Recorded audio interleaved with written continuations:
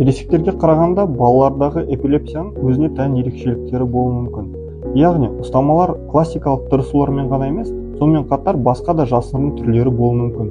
Яғни, қысқа мерзімді тоқтап қалумен, кенеттен құлаумен, селк етіп қалумен немесе назар ауытқулармен жүру мүмкін. Мұндай белгілерді бірден байқау қиын болады, әсіресе бала әлі кішкентай болып, өз жағдайын толыққанды түсіндіре алмаса.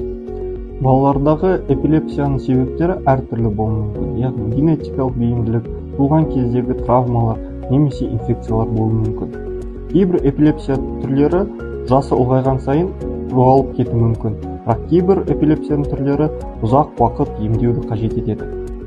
Ерте диагностика, сондай-ақ уақытылы тағайындалған терапия баланың жағдайын бақылауға, ұстамалардың жиілігі мен күшін азайтуға көмектеседі.